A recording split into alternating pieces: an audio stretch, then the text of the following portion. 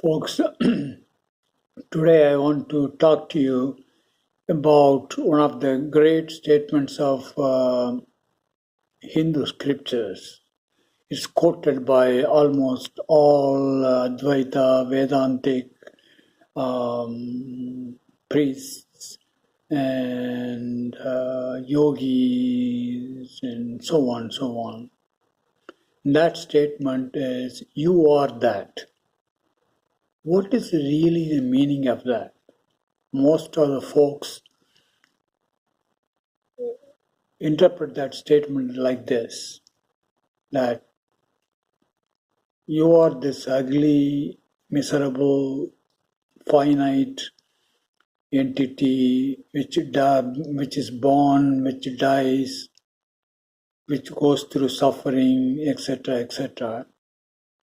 Then the word that means Brahman, God, omnipotent, omniscient, omnipresent, everlasting, never suffering, never miserable, always good.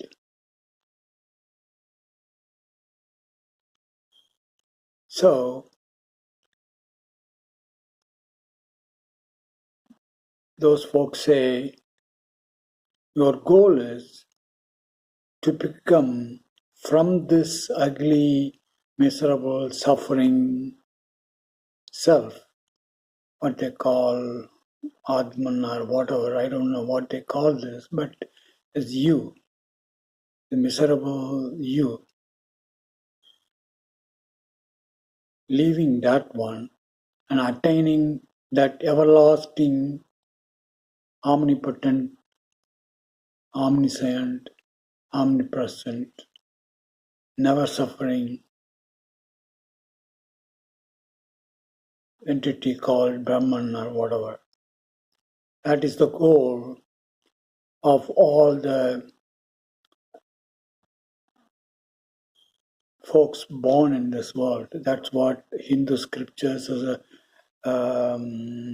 That's how the priests, the preachers of various yogic, Vedantic, you can call whatever you want to call them,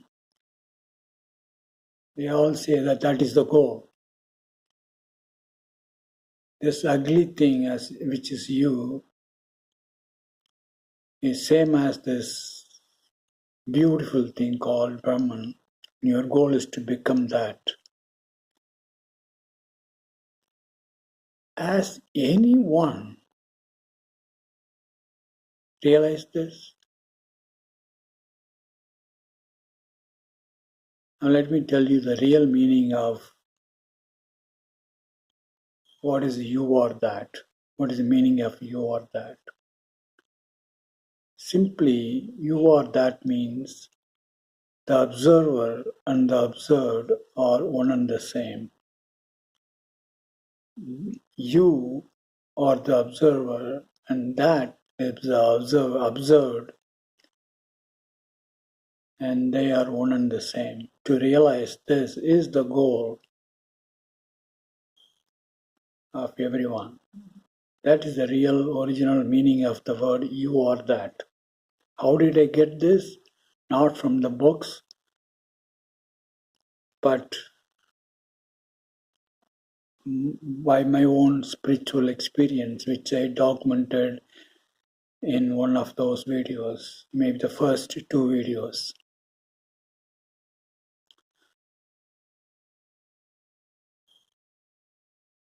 Let me tell you what really happens. I think I described this as a process of ascending and descending in my second video or so. That's totally from my experience of the experience at the fourth state, whether you believe it or not. That's what I experienced and I documented. The way to go beyond the state of that you are the body, you are not the body, is to be one with the body. You and the body are the one and the same. When that thing happens, not by thinking that you are that body, but that when when that experience takes place, then you are ascending, or you are that state of body is destroyed, then you are ascending to a next level.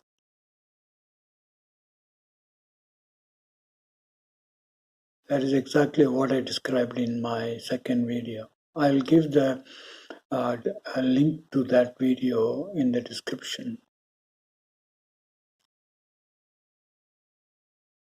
And the way to go beyond mind is to experience that you and the mind are one and the same. The observer, that is you, the mind that is being observed, various thoughts that you are bad, you are miserable, you are suffering, all those thoughts. When you become one with that, or when you realize, not become, but when you realize you and that one are one and the same, then that state of mind will be transcended. That my mental mind state will be destroyed and you'll be above that. Let me give an example. Suppose you are very, very deeply, totally involved in some work. At that time, when you are working so deeply, were you aware of your body? What happened to the body?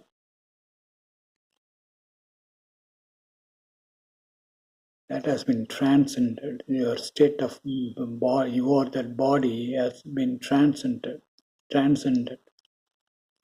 And what happened to you when you deeply work? The only work was there. And you have transcended that miserable you, suffering, and all the thoughts about you. All those things have vanished. Only when you stop working and think about what you did or what happened to you, then you become different from the work that you are doing. You are different. You become different from the action that you are performing.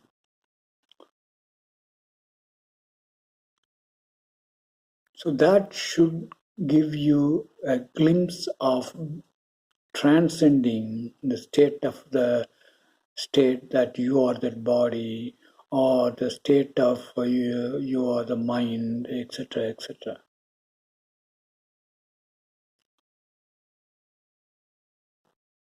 Folks, I think in one of my videos, very early videos, which documented my experience, my spiritual experience, I said right at the beginning, from nowhere, from darkness, it appears as darkness only when you come out of that, when I came out of that. But when I'm in that, there was no darkness. There's no description about that. When I came out of that, I became two. I became the witness. One of them is witness, and that is me. And the other one is the formless sound, which was saying, I am a being, and don't wake up that dark one.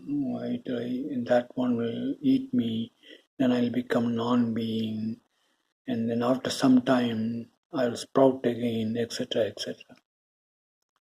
That separation is the first separation between the observer and the observed.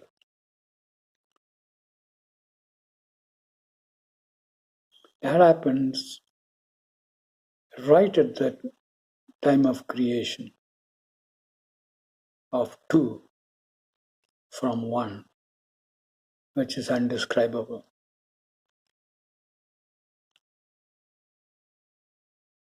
and destruction. That is also what I described is also called descending from the eternal state to the duality.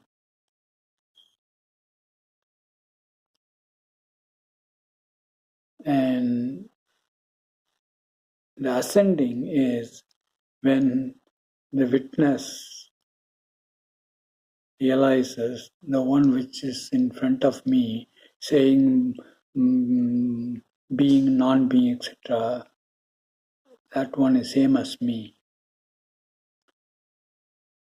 observer and the observed being one and the same. And then that state of duality will be destroyed and this eternal state will be there. That's the only thing will be there. There is no description of that. There cannot be any description. So folks, that is the meaning of the word you are that.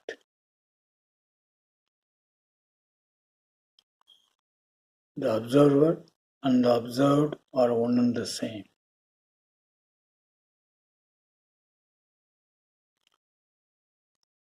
For many of you, you cannot experience this state. This is not a fact.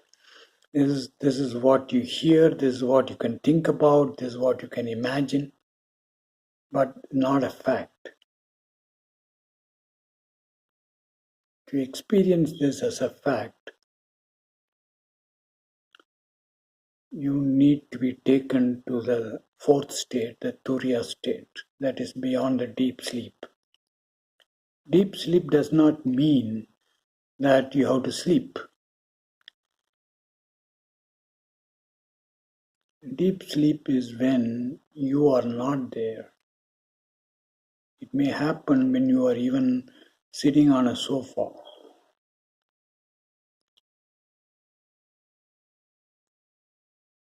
And at that time, not you, something else takes you to a state which is called fourth state of existence or Turiya state. And in that one, you will experience several things.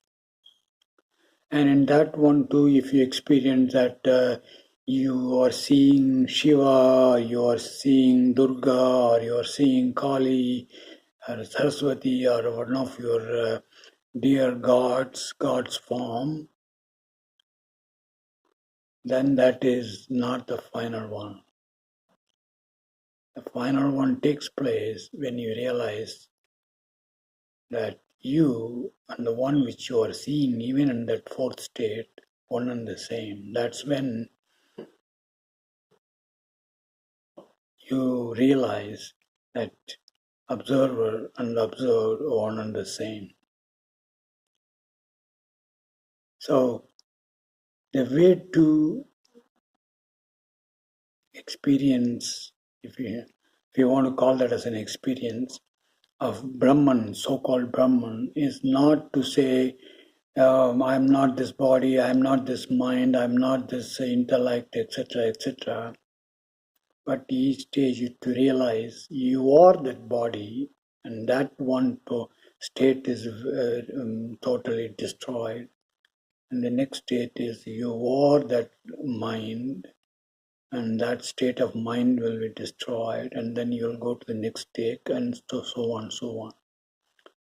But if you are hoping to finally get to the state of Brahman, this everlasting Brahman, you will never go beyond your current state. So that is really the meaning of the word thou art that, or you are that.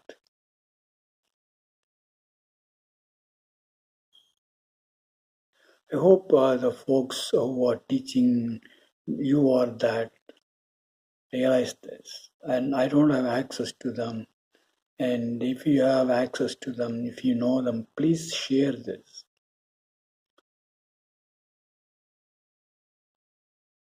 And I hope if they hear this, they will stop spreading this ignorance that you are something utopian, something called Brahman, etc., etc. Instead, you will realize that you are that in the right way. That is, by experiencing the witness and witnessed are one and the same, the observer and the observed one and the same.